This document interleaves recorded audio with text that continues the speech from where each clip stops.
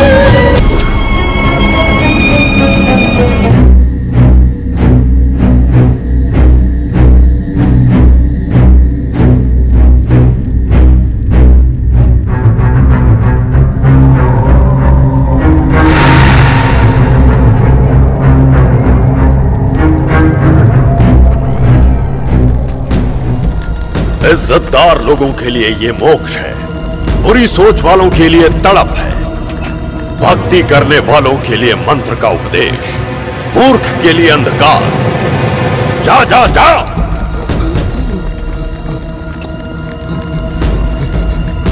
नहीं मिलेगी।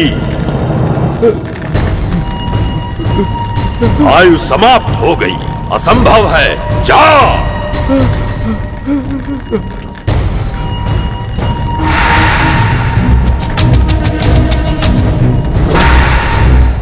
फिर जन्म लेगी, मयूका फिर जन्म लेगी। जन्म कुंडली साफ बता रही है, मयूका फिर जन्म लेगी। 100 साल की इस आयु में 4 दिन इज्जत की जिंदगी जीने वाला महान कहलाता है, वही दूसरा जन्म लेता है। अगले जन्म में मयूका नारी बनकर जन्म लेगी, उसका नाम होगा सहस्रा।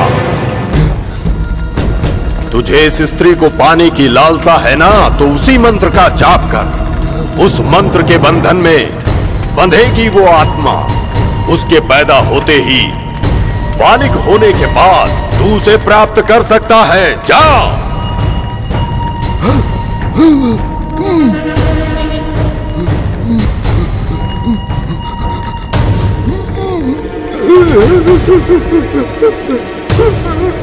किसी आत्मा को फिर से उसके शरीर में डालकर जीवित करना कठिन है और असंभव भी।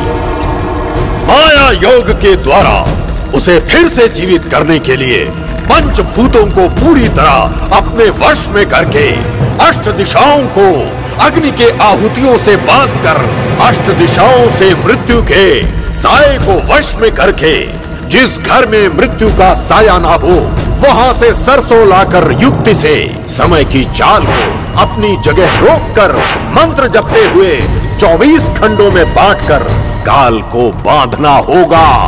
उसके बाद इसे जीवित किया जा सकता है। सिद्धि से सहस्रा के अंदर आत्मा प्रवेश करके तुझे मिलेगी नए रूप में। याद रख, तब तक तू किसी भी कन्या को नहीं छू सकता। तब जाकर इसकी आत्मा तेरे सिद्ध माया योग से तुझे मिलेगी। शरीर में प्रवेश होकर नहीं, जब भी इसकी आत्मा दूसरे के शरीर में प्रवेश करेगी तब तुझे उस कन्या को पहचानना होगा और उस जमींदार के जैसे अभिनय करना पड़ेगा। जब इसकी आत्मा को विश्वास हो जाएगा कि तू ही वो जमींदार है, तब एक क्षण भी व्यर्थ किए बिना उसके साथ शारीरिक सुख भोगना होगा।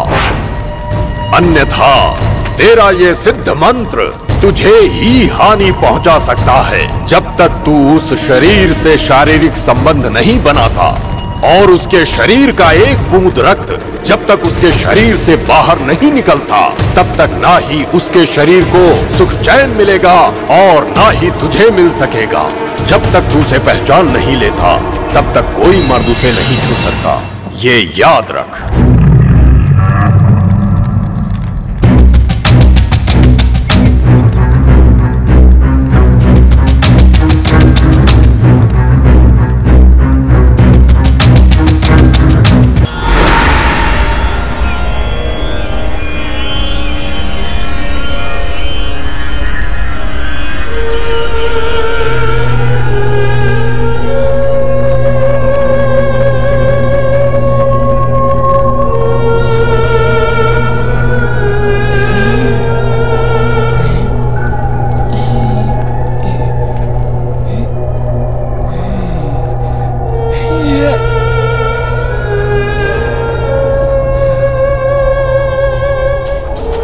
मैं जब तंत्र मंत्र विद्या में निपुण हो रहा था, तब मेरे गुरु महाघोरी परलोक सिधार गए।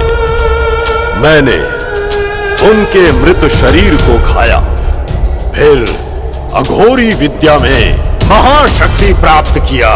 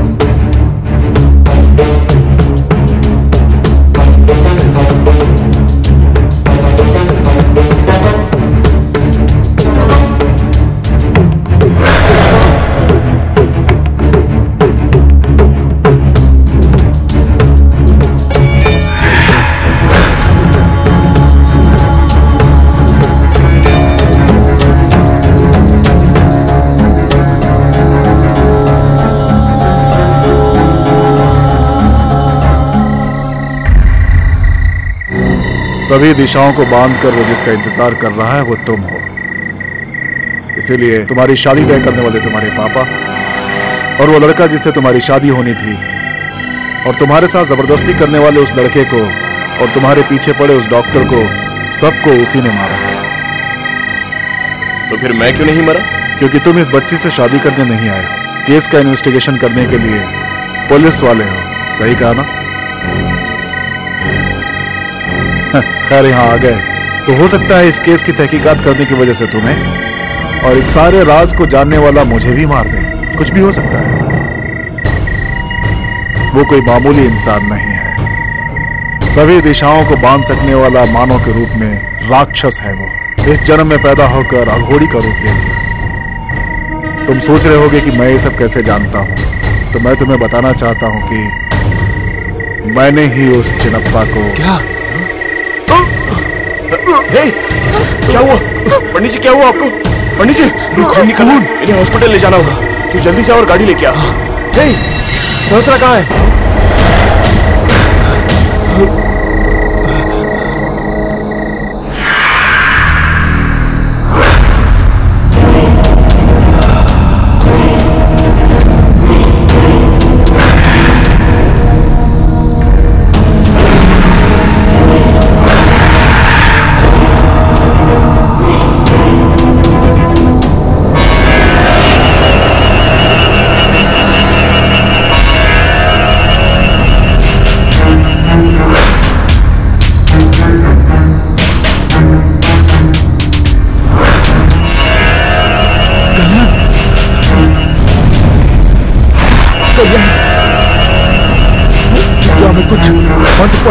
कर रहा है। कमीना गूंगा, इस पागल के औलाद को मैं अभी सुला देता हूँ।